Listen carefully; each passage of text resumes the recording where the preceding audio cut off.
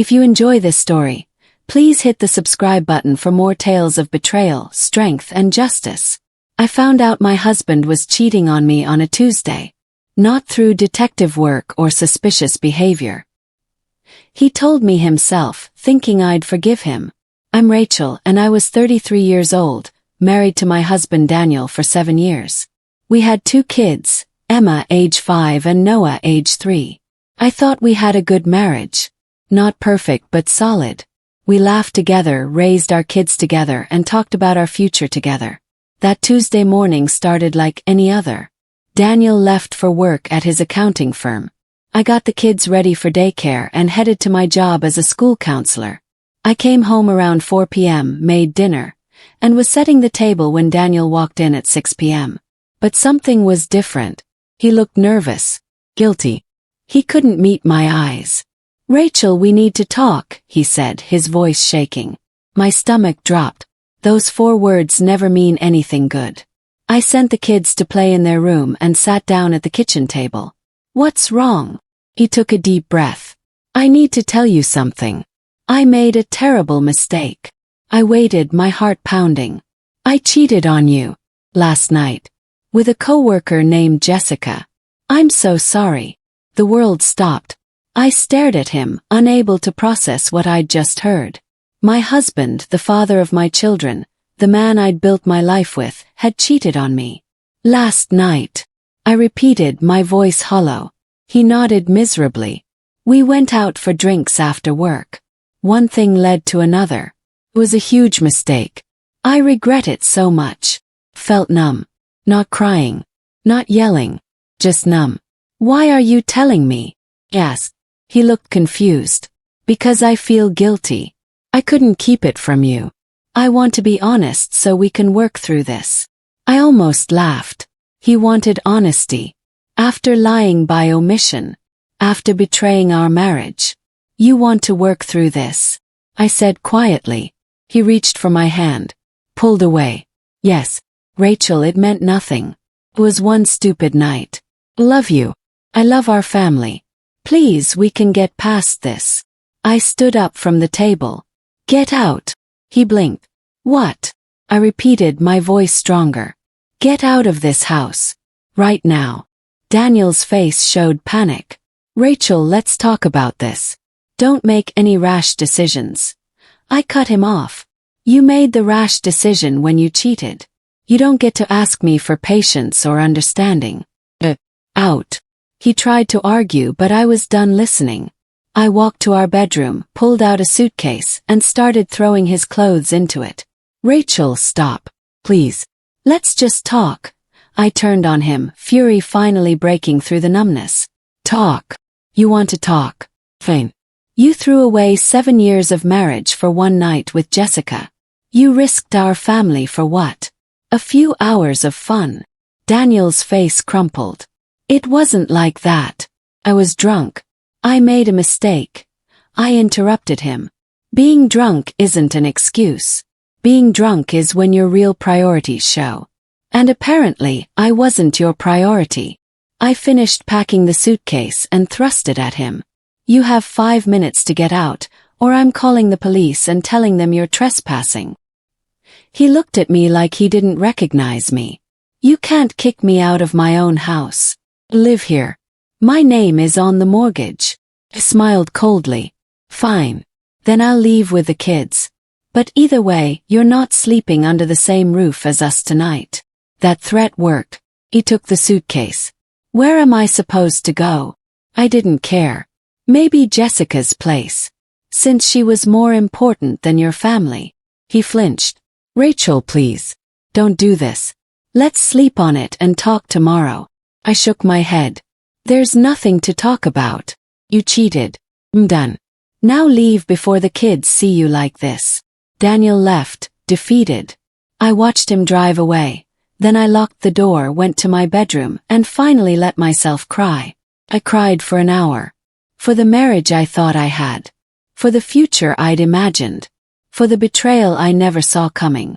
Then I stopped crying, washed my face, and made a decision. I wasn't going to be a victim.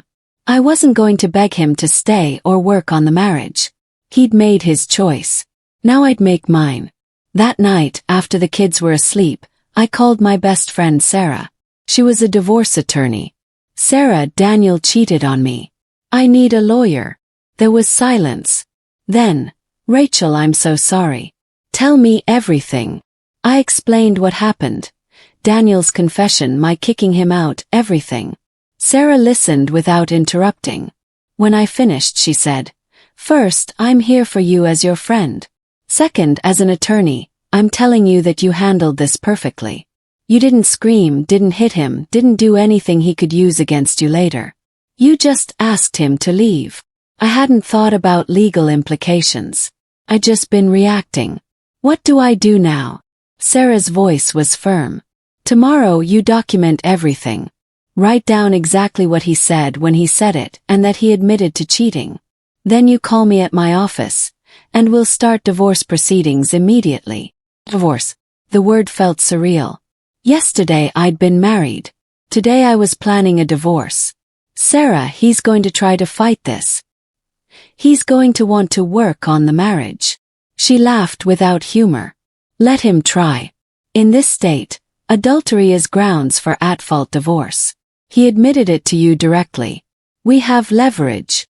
I felt a small surge of relief. Had options. Had power. The next morning I got up, got the kids ready and took them to daycare. I went to work and somehow functioned. At lunch, I called Sarah's office. We scheduled an appointment for that afternoon.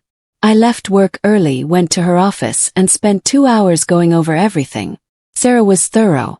"Did he give you any details about this, Jessica? Where she works? How long it's been going on?"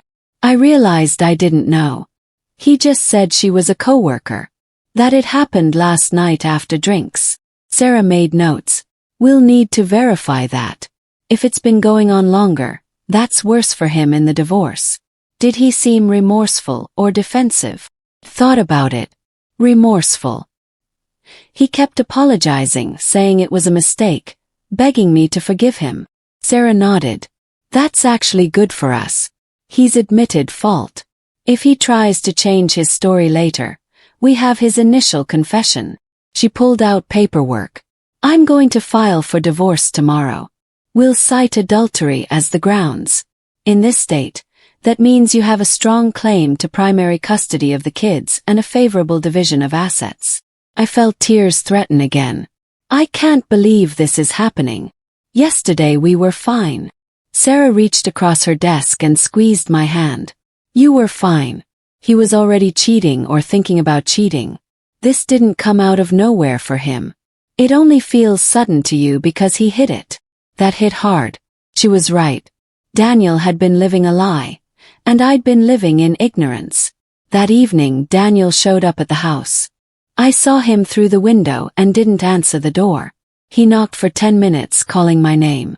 The kids heard and asked, "Mommy, why isn't Daddy coming in?" I knelt down to their level. "Daddy and Mommy are having some grown-up problems.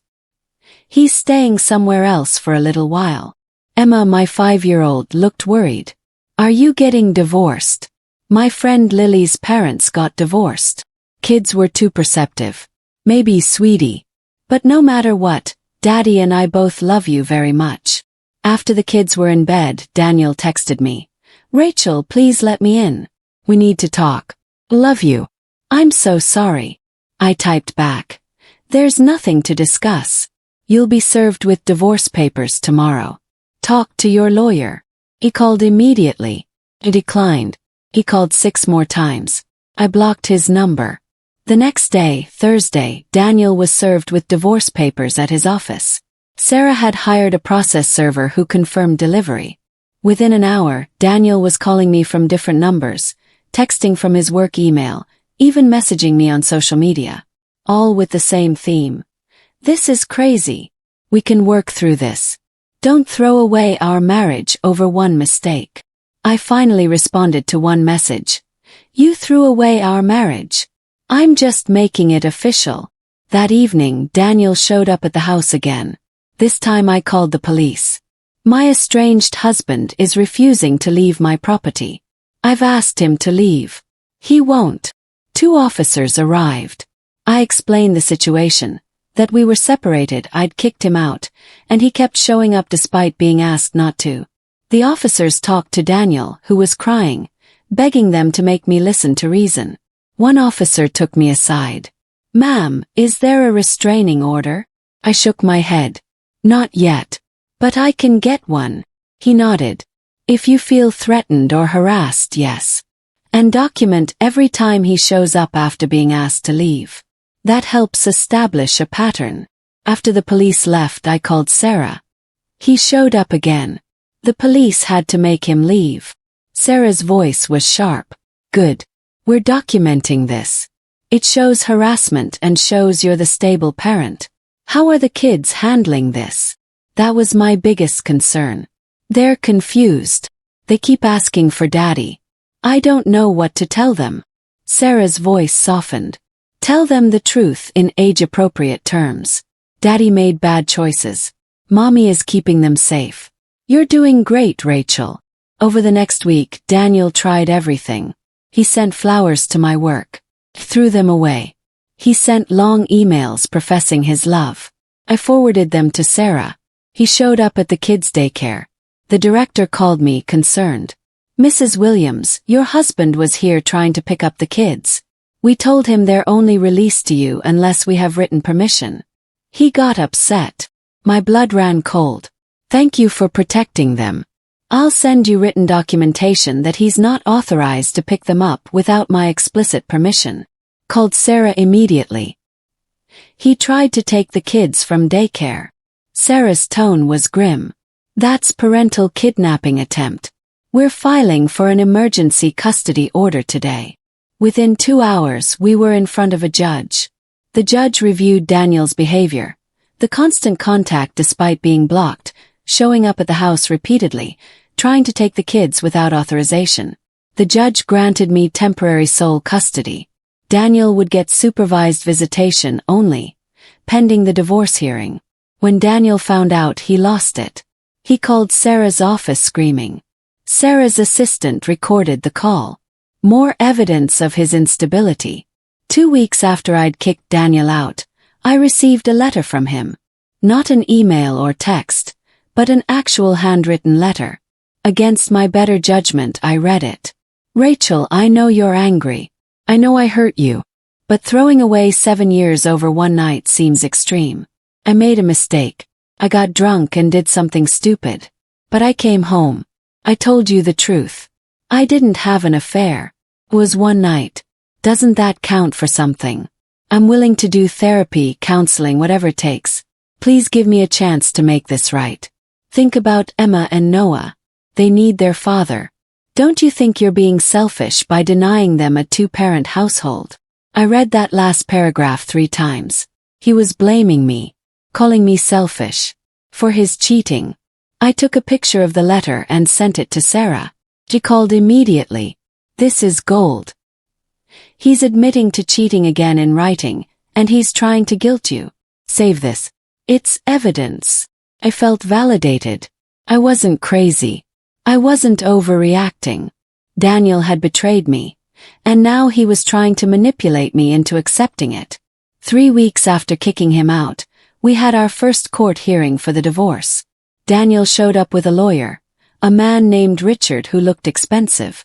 I sat with Sarah, feeling nervous but determined. The judge reviewed the filings. Daniel's lawyer spoke first. "Your Honor, my client made a one-time mistake. He had a single instance of infidelity, which he immediately confessed to his wife. He's seeking reconciliation. Mrs. Williams is refusing to even consider counseling or working on the marriage." Sarah stood. "Your Honor, Mr. Williams betrayed his marriage vows. Mrs. Williams has every right to end the marriage on those grounds. Furthermore, Mr. Williams has engaged in harassment since being asked to leave the marital home, showing up repeatedly, attempting to take the children without authorization, sending unwanted communications despite being blocked." The judge looked at Daniel. "Mr. Williams, is it true you tried to pick up your children from daycare without authorization?" Daniel's lawyer whispered something to him. Daniel nodded reluctantly. "Yes, but they're my children. I have a right. The judge cut him off. You have the rights the court grants you. Currently that's supervised visitation. I'm upholding the temporary custody arrangement. We'll schedule a full hearing in 60 days. Daniel looked devastated. His lawyer tried to argue, but the judge was done. As we left the courthouse, Daniel cornered me in the hallway. Rachel, please. This is insane. One mistake and you're taking everything from me. I looked at him coldly. You took everything from me first. You just didn't think there would be consequences. His lawyer pulled him away before he could respond. That night, I got a Facebook message from a woman I didn't know. Hi Rachel. I'm Jessica. I need to talk to you. My heart started racing. The other woman. I showed Sarah the message. Should I respond? Sarah thought about it. Yes, but carefully. Don't say anything accusatory. Just ask what she wants to discuss. I typed back. Hello Jessica. What did you want to talk about? Her response came quickly. I didn't know Daniel was married. He told me he was separated. I'm so sorry. When I found out the truth, I ended things immediately.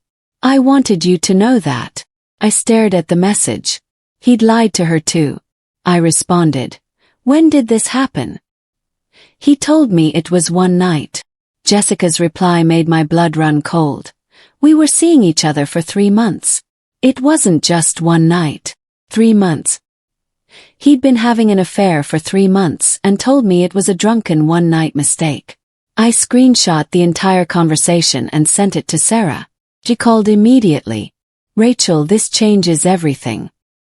He lied to you about the extent of the affair. We can use this. I was shaking with rage. All his apologies about one mistake were lies. The affair had been ongoing. Jessica sent another message. I have text messages and emails from him if you need them for the divorce. I feel horrible about this. I never would have been with him if I'd known. I thanked her and got her email address. Within an hour, she'd sent me months of messages between her and Daniel. Messages where he complained about me. Messages where he talked about being in love with her. Messages planning their future together. I read through them all feeling sick. This wasn't a drunken mistake. This was betrayal. Premeditated, sustained betrayal. There was one message in particular that broke me. Jessica, I'm going to tell Rachel soon. I just need to figure out the right timing. Emma's birthday is next week, and I don't want to ruin it. After that, I'll tell her I want a divorce. He'd been planning to leave me. The only reason he'd confessed was because he'd felt guilty or gotten caught. But his plan had been to divorce me for Jessica. I forwarded everything to Sarah. The next day, we filed an amended complaint, including evidence of the 3-month affair and Daniel's plans to leave the marriage. At our next court hearing 2 weeks later, Daniel's face went pale when Sarah presented the evidence. His lawyer looked blindsided. The judge was not pleased. Mr. Williams, you told this court it was a single instance of infidelity. You've been carrying on an affair for 3 months and planning to leave your wife. Daniel stammered. Those messages are out of context, Sarah interrupted. Your Honor, we have 93 pages of messages between Mr. Williams and Jessica Chen. There's no context that makes this acceptable. The judge revised the temporary orders. Daniel's visitation was reduced to once a week, supervised. The marital home was awarded to me exclusively. Daniel was ordered to pay temporary spousal support and child support immediately. He was also ordered to pay my legal fees up to that point, as the wronged party. Daniel's lawyer tried to argue, but the judge wasn't having it. Your client lied to his wife and this court. He's lucky I'm not holding him in contempt. As we left, Daniel tried to approach me again. Sarah stepped between us. Mr. Williams, do not contact my client. All communication goes through me. He looked at me over Sarah's shoulder.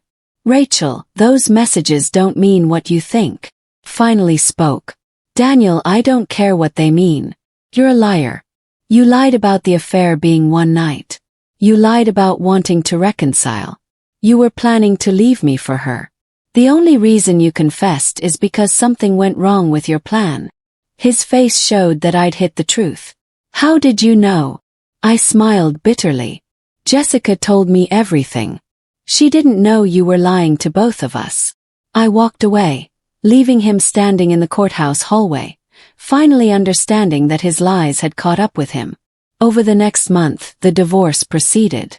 Daniel tried to fight the terms Sarah proposed, but his lawyer advised him to accept.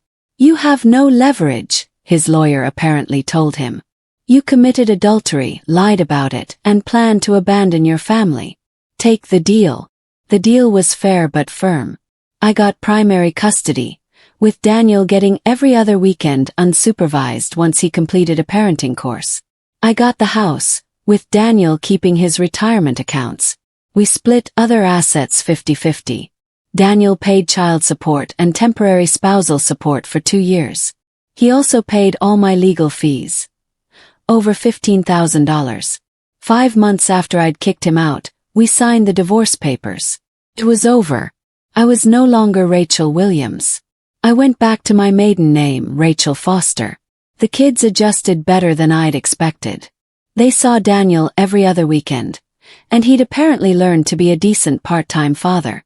Emma asked me once, "Mommy, are you sad about the divorce?" I thought carefully about my answer. I'm sad about what happened, but I'm not sad about the divorce. Sometimes grown-ups make mistakes that can't be fixed, and the best thing is to start fresh. She seemed to accept that. Noah was too young to really understand, which was probably a blessing. 6 months after the divorce was finalized, I ran into Jessica at a coffee shop. We recognized each other from Facebook pictures. She approached me cautiously. "Rachel, I'm Jessica. I know you probably hate me." I stopped her. "I don't hate you. He lied to you too." She looked relieved. "Can I buy you a coffee? I'd like to explain." We sat down and she told me her side of the story. Daniel had pursued her aggressively at work. He'd told her he was separated and filing for divorce. He'd shown her apartment listings, claiming he was moving out. She'd believed him. When he came to work that Wednesday crying, saying you'd kicked him out and were divorcing him, "I thought you were the crazy one," Jessica admitted. "He painted you as unreasonable. Then I found your Facebook page and saw all the family photos. Recent family photos. I realized he'd been lying." She'd confronted him. He'd admitted he'd lied about being separated. She'd ended things immediately and quit her job to get away from him. "I'm so sorry," she said, tears in her eyes. "I would never knowingly be with a married man." I believed her. She was a victim too, just differently than me. "Have you talked to him since?" She shook her head. "He tried to contact me after the divorce, saying now we could be together for real. I blocked him." I laughed. "Of course he did. Did you respond?" Jessica smiled slightly. "I told him I'd never be with someone who'd lie and cheat. That if he'd do it to his wife, he'd do it to me." She was smarter than Daniel had counted on. We ended up talking for 2 hours. By the end, I'd made an unlikely friend. 1 year after kicking Daniel out, I was thriving. I'd been promoted at work. The kids were happy and well-adjusted. I'd started dating someone new, a kind man named Michael who'd been through a divorce himself and understood. Daniel, from what I heard through mutual acquaintances, was struggling. He'd moved into a small apartment. His family had largely disowned him after learning what he'd done. His mother, who I'd always loved, had called me to apologize for her son's behavior. "Rachel, I raised him better than this. I'm ashamed of him.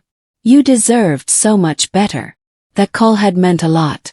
Daniel had also apparently tried to date, but found that women weren't interested once they learned about his affair and divorce.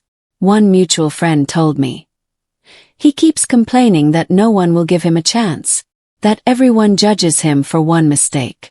It's like he doesn't understand that actions have consequences." Felt no sympathy. He'd made his choices. One evening, Daniel called me from a number I didn't have blocked. I almost didn't answer, but curiosity won. What do you want, Daniel? His voice was subdued. I need to talk to you. Can we meet for coffee? I sighed. Why? He was quiet for a moment. Because I need to apologize. Really apologize. And I need you to understand something. Against my better judgment, I agreed. We met at a neutral coffee shop. Daniel looked older, more tired. He'd lost weight, gained some gray hair. Thank you for meeting me, he started. I said nothing, just waited. He took a breath. I've been in therapy for 6 months. My therapist has helped me understand some things about myself. About what I did. I remained silent. He continued. I was selfish. Monumentally selfish. I had a good wife, a good family, a good life. And I threw it away because I was bored. Because Jessica made me feel exciting again. Because I wanted to feel young. Finally spoke. You could have talked to me about feeling bored. We could have worked on our marriage. You chose to cheat instead. Daniel nodded miserably. I know. And I've spent the last year realizing what I lost. You were amazing, Rachel. You took care of everything, the kids, the house, me. And I took you for granted. I felt nothing hearing this. No satisfaction, no anger. Just indifference. Why are you telling me this, Daniel? He looked at me with desperate eyes. Because I'm hoping there's a chance. That maybe we could try again. Changed. I understand what I did wrong. I held up my hand. Stop. There's no chance. When? Ever. His face crumpled. But I've changed. I'm in therapy. I've learned. I cut him off again. Good. I'm glad you're working on yourself. But it's not for me. That ship sailed the moment you cheated. The moment you lied. The moment you planned to leave me for another woman. Daniel was crying now. I made a mistake. I stood up. No, Daniel. A mistake is forgetting to take out the trash. What you did was a series of deliberate choices over 3 months. That's not a mistake. That's who you are. I left him sitting there, crying into his coffee. I felt lighter walking to my car. I'd needed that closure. Not for him but for me. 2 years after the divorce, Emma started asking questions. Mommy, why did you and Daddy get divorced? She was 7 now, old enough for some truth. Daddy broke a promise he made to me. A very important promise. And when someone breaks your trust, sometimes you can't fix it. Emma thought about that. Like when Lily told my secret to everyone at school? He nodded. Similar. But more serious. And I decided I deserved someone who kept their promises. She seemed to understand. Are you going to marry Michael? Michael and I had been dating for a year. The kids loved him. He was patient, kind, and honest. Maybe someday. Would that be okay with you? Emma smiled. Yeah, he's nice. He doesn't lie. That simple statement from a 7-year-old captured everything. 3 years after the divorce, Daniel got engaged to someone new. Emma told me. She'd met the woman during a weekend with Daniel. Her name is Amanda. She's nice but kind of boring. Smiled. As long as she's nice to you guys, that's what matters. I genuinely didn't care about Daniel's relationship. He was the father of my children, but nothing more. The kids would always connect us, but emotionally he was a stranger. Emma hesitated. Daddy asked me not to tell you something. My radar went up. What? She bit her lip. He's getting married next month. He didn't want you to know because he thought you'd be sad. I almost laughed. Thank you for telling me, honey. I'm not sad. I'm happy for him. And I was. Not because I cared about Daniel's happiness, but because it meant he'd finally moved on and would stop trying to reconnect with me. 4 years after the divorce, Michael proposed. Said yes. We planned a small wedding with just close friends and family. Emma and Noah were our flower girl and ring bearer. At the reception, Emma gave a toast that made everyone cry. When my mom and dad got divorced, I was sad. But then Michael came into our lives. He teaches me math, plays games with Noah, and makes mom laugh. He keeps his promises. I'm so happy mom found someone who deserves her. I hugged her, crying happy tears. This was what I'd needed. Partner who chose me every day. Who was honest. Who kept promises. 5 years after kicking Daniel out. 5 years since that terrible Tuesday. I reflected on the journey. I'd gone from a betrayed wife to a divorced single mother to a thriving woman building a new life. The old me might have forgiven Daniel. Might have gone to counseling. Might have tried to save the marriage for the kids. But that would have taught Emma and Noah that betrayal was acceptable. That lies could be overlooked. That their mother's worth was negotiable. Instead, I taught them that actions have consequences. That trust, once broken, isn't easily rebuilt. That self-respect matters more than preserving a broken relationship. Daniel's choices in one day, or really over 3 months, had cost him his marriage, his family, and years of regret. My choices in response had given me freedom, self-respect, and ultimately a better life. I'd learned that sometimes the kindest thing you can do for yourself is walk away from someone who doesn't value you. That forgiveness doesn't mean reconciliation. That you can co-parent successfully with someone you'd never want to be married to. One evening I was putting Noah to bed when he asked, "Mom, do you hate Dad?" Thought carefully. "No, honey. I don't hate him. I'm disappointed in choices he made. But he's your father, and I want you to have a good relationship with him." Noah nodded. "Michael says you're the strongest person he knows." Smiled. "Michael is biased because he loves me." Noah grinned. "But it's still true." Out of the mouths of babes. 6 years after the divorce, I ran into Daniel at Emma's school play. We were polite but distant. His wife Amanda was with him, looking nervous about seeing me. "Rachel, this is Amanda," Daniel said awkwardly. I shook her hand warmly. "Nice to meet you. Emma has mentioned you. Thank you for being kind to my kids." Amanda relaxed. "They're great kids. You've done an amazing job with them." Daniel looked uncomfortable with the praise directed at me. We made small talk for a few minutes, then went to separate seats. After the play, Daniel approached me again. "Rachel, can I talk to you for a minute?" I glanced at Michael, who nodded supportively. "Sure." We stepped outside. Daniel looked nervous. "I just wanted to say, seeing you here happy with your new family, it made me realize something." Waited. "I spent years thinking you'd overreacted. That you'd thrown away our marriage over something fixable. But watching Emma and Noah tonight, seeing how confident and happy they are, I realize you made the right choice." I was surprised by his honesty. "Thank you for saying that." He continued. "I've been going to therapy for years. Amanda insisted on it before she'd marry me. And I've finally accepted that what I did was unforgivable. That I destroyed something good because I was selfish and immature." I didn't know what to say. He went on. "I don't expect you to forgive me. I just wanted you to know that I understand now why you couldn't. Why you shouldn't have. You deserved better than me." For the first time since the divorce, I felt something like peace about Daniel. Not forgiveness but closure. "I hope you've learned from this. For Amanda's sake." He nodded. "I have. I go to therapy weekly. I'm honest about everything. I work hard to be the partner she deserves and the father Emma and Noah deserve." We went back inside. Michael asked if I was okay. "Yeah. I think Daniel finally gets it." Michael kissed my forehead. "Good. Though it shouldn't have taken him 6 years. He was right. But at least Daniel had eventually learned." 7 years after the divorce, Emma was 12 and starting to understand adult relationships better. She came to me one day with a question. "Mom, I know Dad cheated on you. Is that why you divorced?" I'd been dreading this conversation but knew it was coming. "Yes. But it wasn't just the cheating. It was the lying. He told me it was one night but it was actually 3 months. He lied repeatedly. I couldn't trust him anymore." Emma processed this. "But you're not mad anymore." Smiled. "I'm not.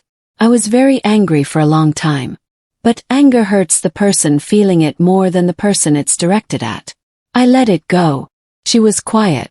Then, "Do you think Dad is a bad person?" I chose my words carefully. "No. I think Dad made very bad choices. But he's worked on himself. He's been a good father to you guys. People can do bad things and still not be entirely bad. Emma nodded. I'm glad you're not bitter. My friend Sarah's parents are divorced, and her mom is so angry all the time. It makes everything hard. Hugged her. I decided early on that I wouldn't let Dad's choices make me bitter. I wouldn't let his betrayal define the rest of my life. I chose to move forward and build something new. That was the real victory. Not that Daniel regretted losing me. Not that he'd suffered consequences. But that I'd refused to let his betrayal destroy me. 8 years after the divorce, Michael and I celebrated our 3rd wedding anniversary. The kids had fully embraced him as a stepdad. Noah, now 11, often forgot that Michael wasn't his biological father. At our anniversary dinner, Michael toasted me.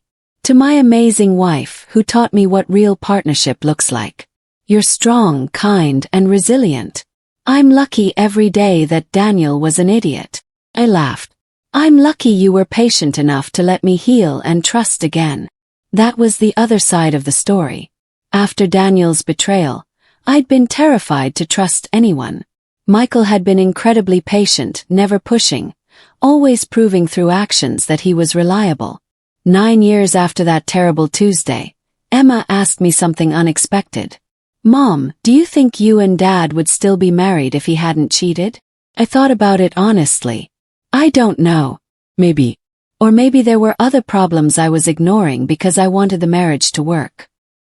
His cheating forced me to confront that our relationship wasn't as strong as I thought.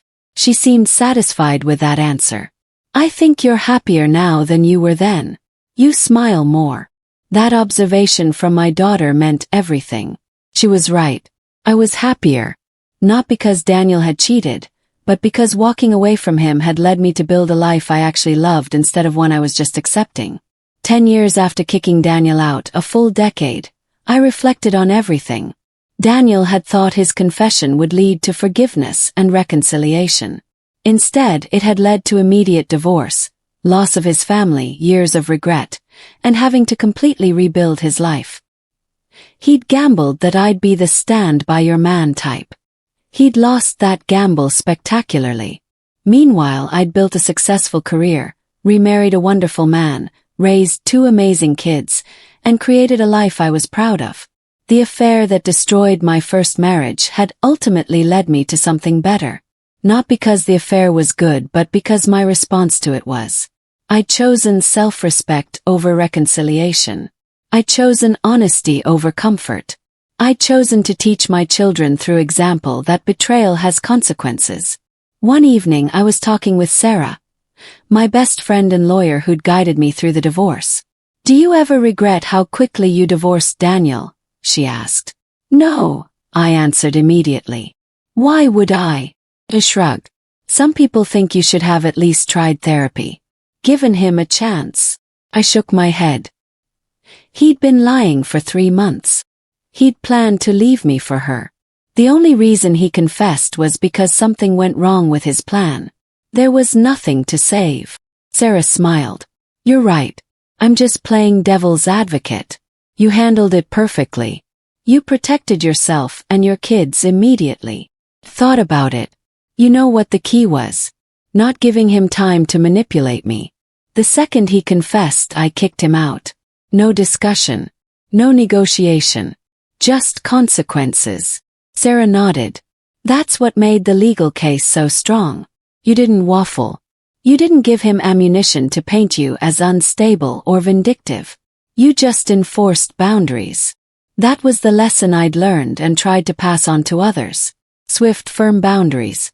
No second-guessing yourself when someone shows you who they really are. 11 years after the divorce, Noah came to me with something weighing on him. Mom, Dad told me something yesterday. Can I talk to you about it? My protective instincts went up immediately. Of course, honey. What did he say? Noah looked uncomfortable. He said he wished he'd never cheated on you. That losing you was the biggest mistake of his life. He said if he could go back, he'd do everything differently. I processed this carefully. How did that make you feel? Noah shrugged. Confused. Because if he hadn't cheated, I wouldn't have Michael as a stepdad. And you wouldn't be as happy as you are now. So part of me is glad he messed up. I hugged him. It's okay to feel that way. Sometimes bad things lead to good things. That doesn't make the bad thing good, but it means good can come from it. He seemed relieved. So I don't have to feel bad for being glad things worked out this way? I shook my head. Not at all. You're allowed to be happy with the life we have now, even if it came from something painful. That conversation reminded me of something important. Daniel's regret, while perhaps genuine, was ultimately about him. About what he'd lost. Not about the pain he'd caused. True remorse would be him telling the kids, I hurt your mother terribly, and I'm glad she found happiness even though I don't get to be part of it. That kind of selfless regret, I'd never heard from him. 12 years after that Tuesday that changed everything. Emma graduated from high school. Both Daniel and I attended, sitting on opposite sides of the auditorium with our respective spouses. At the graduation party we threw together for Emma, a rare united front, Daniel approached me privately. Rachel, thank you for always putting the kids first. Even when I know you hated me, you never turned them against me. I appreciated the acknowledgement. They're your kids too. They deserve to have a father, even if you and I couldn't be married. Daniel nodded. Amanda says you're one of the most graceful people she's ever seen. The way you've handled co-parenting, the way you've never badmouthed me to the kids even though you had every right to. Shrugged. Bad-mouthing you would have only hurt them. And honestly, after the first few years, I stopped caring enough to be angry. You became irrelevant to my happiness. That was harsh but true. Daniel flinched slightly. I deserve that. I just wanted you to know that watching you build this life, watching you be an amazing mother and wife to Michael, it's made me realize what I threw away. I looked at him directly. Daniel, you didn't throw away me. You threw away the chance to be the person I could respect and trust. There's a difference. The woman you were married to doesn't exist anymore. I'm different now. Stronger. I wouldn't have gotten here if we'd stayed married. He seemed to understand that. Still, I regret it every day. I softened slightly. Then learn from it. Be the husband to Amanda that you should have been to me. Be the father to any future kids that you've worked to be for Emma and Noah. That's how you make amends, by being better. We returned to the party. Michael asked if I was okay. Yeah. Daniel was being sentimental. Expressing regrets. Michael smiled. Does he realize that his biggest regret gave me the love of my life? Kissed him. I'll make sure to mention that next time. 13 years after the divorce, I was asked to speak at a women's empowerment event about resilience after betrayal. I shared my story, not for revenge or to shame Daniel, but to show other women that you can walk away and thrive. When my husband cheated, I had a choice, I told the audience.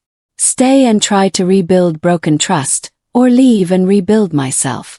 Chose myself. I chose my self-respect. I chose to show my children that betrayal has consequences. I continued. It wasn't easy. There were days I questioned my decision. Days I felt guilty for breaking up the family. But I realized that he broke up the family when he cheated.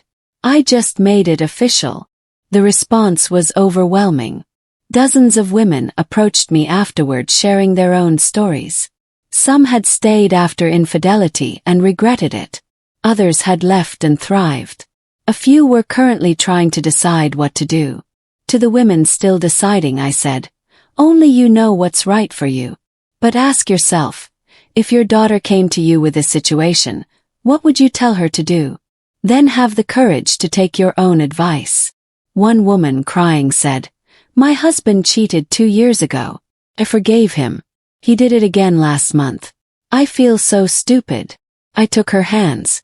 You're not stupid. You gave him a chance. He proved he didn't deserve it. Now you have clarity. Use it. She nodded. I'm filing for divorce tomorrow. I gave her Sarah's contact information. Another woman approached. My husband cheated once 5 years ago. We went to therapy. He's been faithful since. But I can't forget. Am I wrong for still being hurt? I shook my head. You're not wrong. Therapy can rebuild trust for some people. For others, the wound never fully heals. You're not obligated to stay in a marriage where you can't trust your partner, even if they're better now. She looked relieved. Thank you. Everyone keeps telling me I need to forgive and move on. I said firmly. You did forgive. Forgiveness doesn't mean forgetting or staying. It just means releasing the anger. You can forgive someone and still divorce them. That distinction was important. I'd forgiven Daniel years ago, released the active anger and resentment. But forgiveness didn't mean reconciliation. 14 years after kicking Daniel out, Emma got engaged. Her fiancé Jason was a good man, kind, honest, and clearly devoted to her. At their engagement party, Emma gave a speech that made me cry. I want to thank my parents, both of them. My dad for teaching me what not to accept in a relationship. And my mom for showing me what strength and self-respect look like. She looked at me. Mom, you taught me that love isn't enough if there's no trust. That I deserve honesty and faithfulness. That I should never accept less than I'm worth.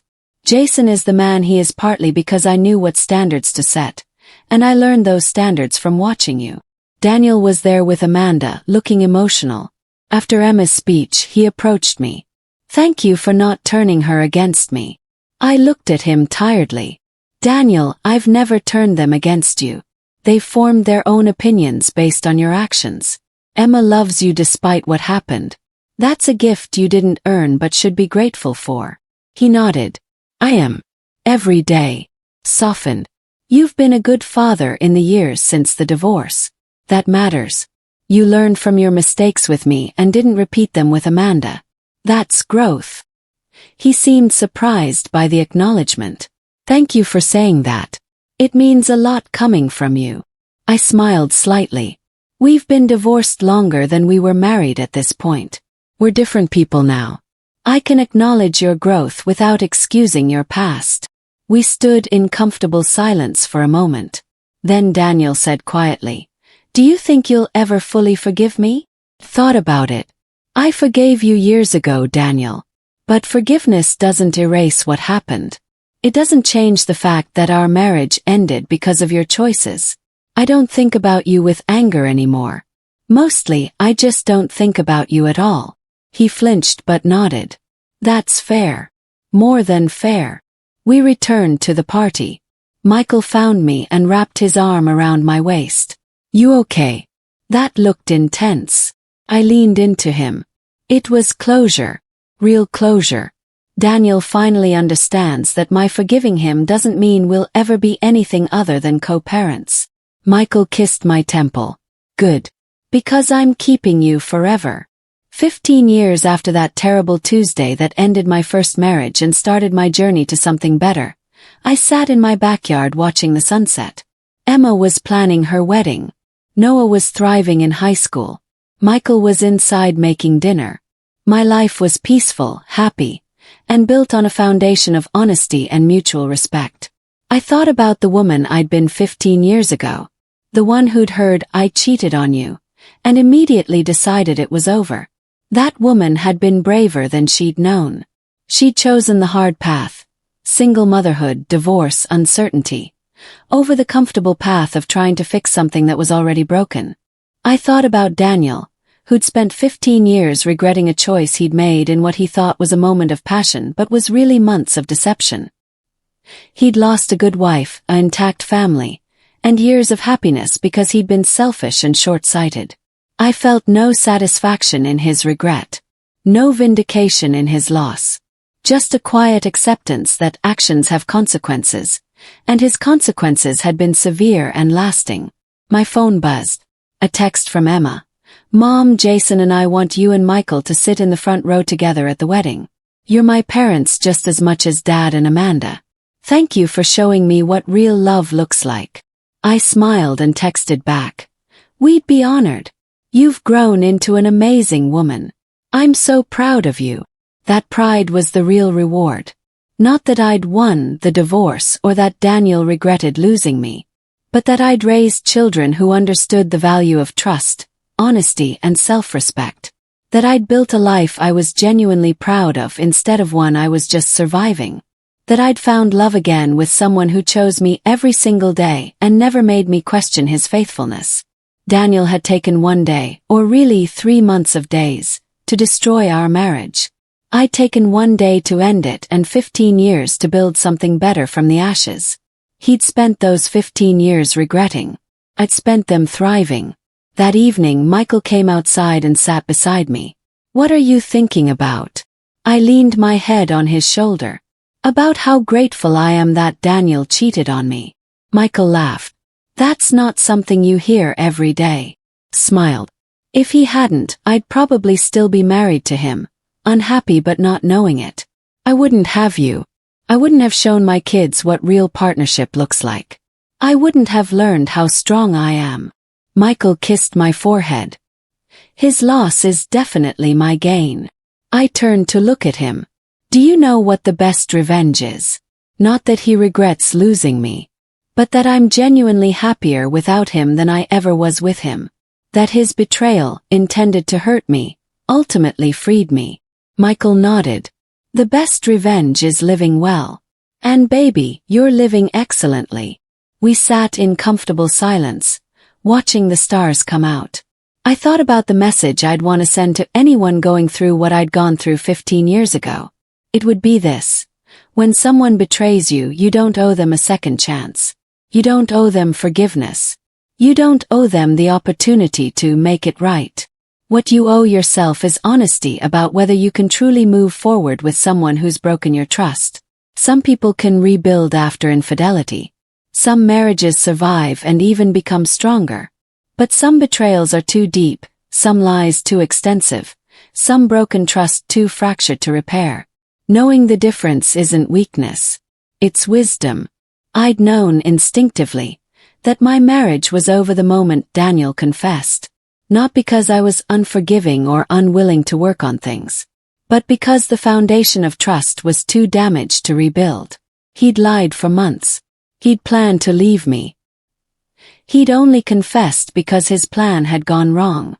That wasn't someone ready to rebuild trust. That was someone trying to manage fallout. 15 years later I stood by that decision.